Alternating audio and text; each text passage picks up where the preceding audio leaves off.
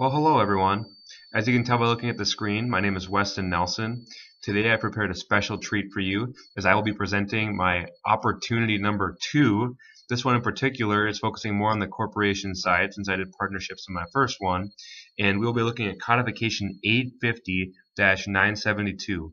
And that codification focuses more specifically on related parties and how all that works, fun stuff, and specifically looks at it from the real estate industry's perspective. And for this presentation, I will start out by giving you some background on the real estate industry, which I learned quite a bit about this summer working at CBRE. Just give you a rundown of how all that works, the different sectors of it. And then I will look at our current event, which hopefully you find fascinating. And then I will go more into the codification, just the specifics and the information of it. And then I will dive into our exciting example problem.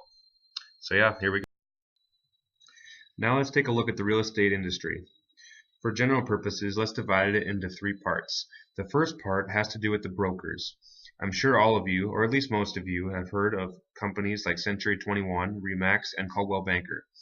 Firms like these act as intermediaries between buyers and sellers in the real estate market. If you have ever sold or bought a house, you have seen brokerage firms like this at work. The second part I'd like to highlight is the world of REITs, real estate investment trusts. I had never heard of them before working at CBRE this summer, but it didn't take me long to realize how important they are in the world of investing and in real estate. A real estate investment trust is a company that owns or finances income-producing real estate, typically buildings like malls, office buildings, athletic complexes, or skyscrapers, places where they can make a lot of income. REITs provide investors with several different income streams. And last but not least, we have real estate accounting. REA firms like CBRE do all the accounting functions for companies like REITs or any other company that owns property. One interesting fact about them is that they always adhere to the policies and rules of their clients that they are subject to, or that their clients are subject to, even though most REIT companies like CBRE are private. The codification that we're on today, 850-972, covers all 3 of these parts of the real estate industry. Now I'd like to cover our current events article. This story was published in the Washington Post in late September. The title reads, "Real estate brokerage firms get hit by a wave of consolidation." The reason this caused such an uproar is that 2 of the biggest firms on the East Coast and 4 others throughout the country in the last couple months were recently acquired by Home Services of America. Home Services of America is a subsidiary of Berkshire Hathaway, the large conglomerate headed by none other than William Buffett.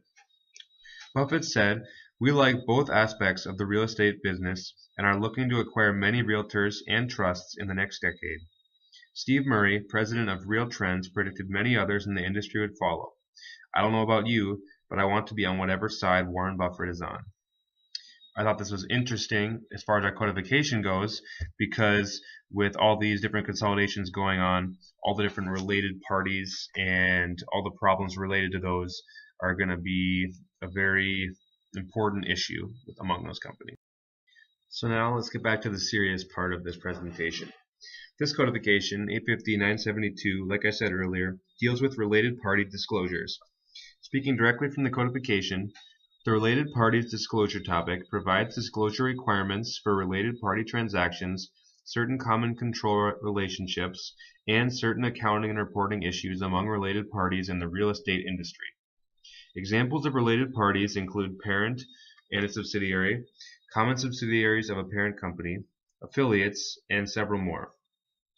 Basically, if you are related in any way or have connections, you're a related party.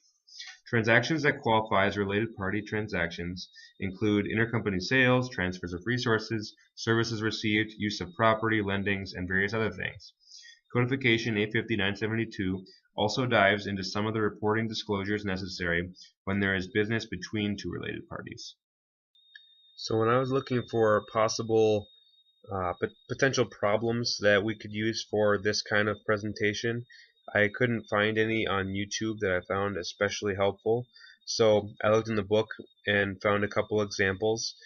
And in chapter 8, we had a few of a parent company acquiring more and more interest in a subsidiary. And I found that to be very applicable to this because just like with the acquiring the different amounts of interest, we would potentially come across issues where there would be related party transactions and the different disclosures that would be necessary. So in the situation I decided to go with, CBRE is acquiring a company called ERBC. And for those of you who don't know, CBRE acquires a lot of companies in the real estate industry. However, ERBC, I chose that just because, just to reference it, it might be a related party. Anyway, in 2015, CBRE acquired part ownership of ERBC, starting with 10% ownership. Throughout the entire time, over these 3 years, ERBC had 500 shares of common stock at a $10 par value. But as we can see here, CBRE purchased it at $600,000 for the first 50,000 shares. So dividing that out, it's $12 per share for CBRE, and that was the cost they paid each year that they bought stock. And as we see in 2015, the first year they bought 10%, and then in 2016 they bought 30%, and in 2017 they bought 50%. After those 3 years, they are 90% owners of ERBC.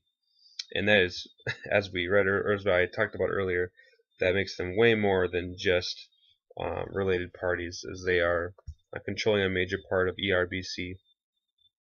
And looking at some of the work we would want to do on the next page to figure out some information here, we looked at the fair value of the shares, and there we go. Fair value is the cost they paid for it divided by the amount of shares that they were able to buy.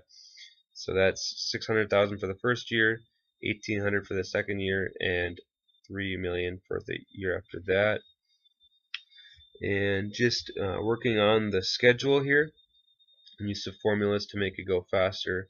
Some basic summary formulas, and change it to currency to just make it look nice.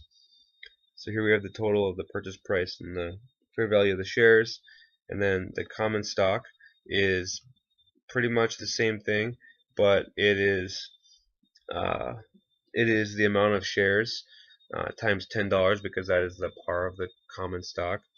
So since we have 500,000 shares, our total value is 5 million, with 4,500,000 going to CBRE, and the remaining 500,000 in our non-controlling interest. And then the retained earnings is 500,000, and then the difference is the total of the value of the fair value minus the common stock and the retained earnings. So leaving us at 500,000 for that as well. Well, thank you for listening. I hope that you're able to get something out of that presentation. I definitely focused quite a bit on diving into the codification and researching my industry, but also I hope that you benefited from that problem as well, and just being able to figure out what I was talking about there. Here are the sources that I used, and yeah, any questions? Thank you.